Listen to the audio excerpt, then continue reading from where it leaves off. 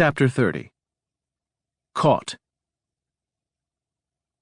In the lexicon of the KGB and its successor, the SVR, an iron sight is a fixed location, that is, one made of iron, to be used on a specified date once a year. Moscow never wants to lose touch with an agent, but sometimes a mole working for the KGB in a foreign intelligence service may break off contact for a variety of reasons. Circumstances may make it too risky for a while for a mole to continue stealing secrets. If all other means of communication should fail, the agent knows he can always make recontact at the iron site. On July 31, 2000, the KGB sent a Dear Ramon letter to Robert Hansen, whose true name he never revealed to Moscow, proposing an iron sight exchange every February. In case of break-off in our contacts, we propose to use DD, Dead Drop, Ellis, once a year on 18 February. On that day, we can carry out a full exchange operation. You will unload your package and put a signal. We shall withdraw it, load our package and put our signal. You will remove our package and put your signal. Ellis was the hiding place underneath the footbridge in Foxstone Park, near his home in Northern Virginia. As it happened, Hansen's good friend Jack Hoshauer was visiting the Hansens on that Sunday, February 18, 2001. It was a little after 4 p.m. that day when Hansen dropped him off at Dulles Airport to catch his flight. The Special Surveillance Group, the G's, had followed Hansen to the airport. He said goodbye to Hoshauer and pulled out his silver Taurus, heading east. The G's stayed on him. The Bureau was sure that Hansen would appear at Foxstone Park that Sunday because it had found on his computer flash drive the July 2000 letter from the SVR designating Ellis as the dead drop to be used once a year on February 18th. The FBI thought it knew exactly when he would appear at the park. When agents had searched Hansen's Palm 3 computer, they found an entry for Ellis, February 18th, 8 p.m. The FBI had been waiting for 3 months, hoping to catch Hansen in the act of passing secrets to the KGB before arresting him for espionage. That chance was now at hand. After days of preparation, everything was ready for the arrest, which officials at FBI headquarters and agents in the Washington field office expected to go down shortly after 8 p.m. Neil Gallagher, the intelligence chief, had arrived at FBI headquarters at 1 p.m. for a final briefing in the Strategic Information Operations Center, SIOC, the secure area on the 5th floor where officials monitor major operations. The floor of the SIOC is raised so that the space below it can be periodically swept for electronic bugs.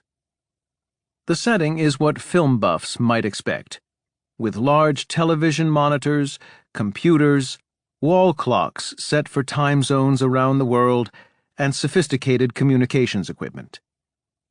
In mid-afternoon, Gallagher returned to his office on the 7th floor at headquarters to grab a sandwich. Nothing was going to happen for a while.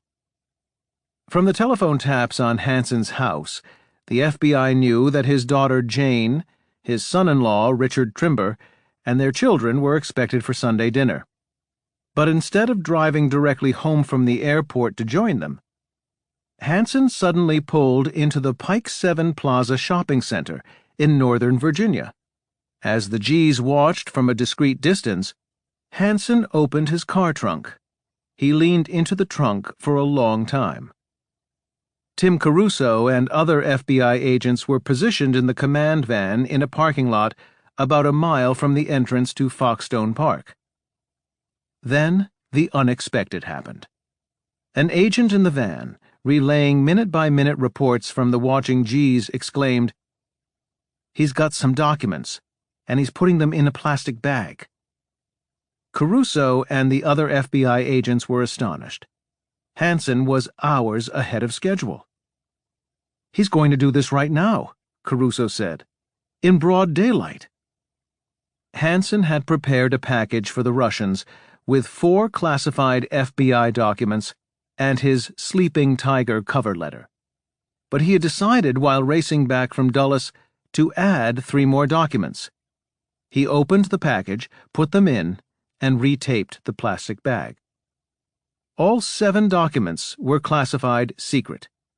They related to current and proposed FBI counterintelligence operations against Russian agents in the United States. At headquarters, Gallagher's phone rang. Something unusual was going on, he was told. "You may want to get down to the SIOC right away. I got down there a minute or so later." Gallagher began trying to reach FBI Director Louis Freeh. SIOC was paging him repeatedly, but got no answer. At the shopping mall, Hansen slammed the car trunk shut, got back in the Taurus, and drove the short distance to Foxstone Park.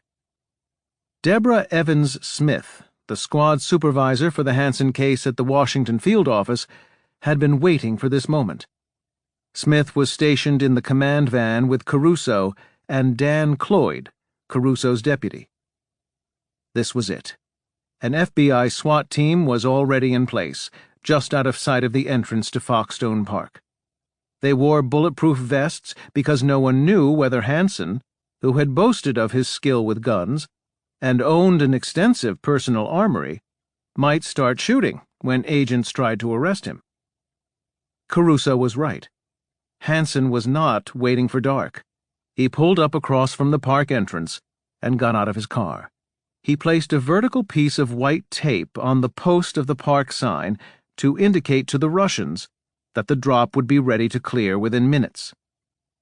Washington Field called the SIOC. "He's at the park," they reported. Carrying the package, Hansen disappeared into the woods. It was 4:34 p.m. He walked deep into the park, following the path that led to the weathered wooden footbridge above Dead Drop Ellis. It took him about 4 minutes. He looked around, and seeing no one, slipped the package under the bridge. Then he walked back out of the park. It had been a pleasant Sunday, church as usual of course, playing frisbee with the dog, seeing good old Jack again, then a quick visit to the Dead Drop so convenient to his house, and leaving documents, for which the Russians had always rewarded him so well. Now it was time to head home. Bonnie would have supper waiting. He crossed the road and was only a few feet from his car. At that instant, 2 vans suddenly appeared from both directions, screeching to a halt, blocking Hansen's car. 4 agents jumped out, some carrying huge MP5 automatic weapons, and surrounded him. 4 backup agents were ready to move in if needed. It was the last moment of freedom that Robert Hansen would enjoy for the rest of his life. "You're under arrest," one of the FBI men said. "Put your hands in the air." Hansen did not comply immediately, and the agent repeated the command. "Do you have a weapon?" he was asked. "No," Hansen replied. The agents made sure. Quickly, Hansen was handcuffed with his arms behind his back and hustled into an SUV. At almost the same moment, Gallagher finally reached Freeh, who started for headquarters. Hansen, meanwhile, was being driven to the FBI field office in Tyson's Corner, not far from his home. Doug Gregory, the case agent for the Gray Day investigation, was in the car with the prisoner. Hansen was read his Miranda rights. In the car, the agents played the tape for Hansen of his conversation more than 14 years earlier with KGB officer Alexander Fefilov. They showed him photographs of the drop sites he had used, and copies of his letters to the SVR that had been retrieved from his computer. It was a kind of psychological warfare, designed to convince Hansen that the evidence against him was overwhelming. He was asked if he had ever spied for anyone other than the Russians. "No one but the Russians," he replied. Then Hansen claimed he had wanted to get caught. "For how long?" he was asked. "Since I started," he said. He promised to tell everything now that it was over. He wanted to know how Bonnie would get the news. 2 agents were on the way to his house, he was told. Hanson's life is over, Doug Gregory was thinking. Bob, this is a sad day for all of us, Gregory said. This is just terrible. Expressionless, Hanson replied, Life has its ups and downs.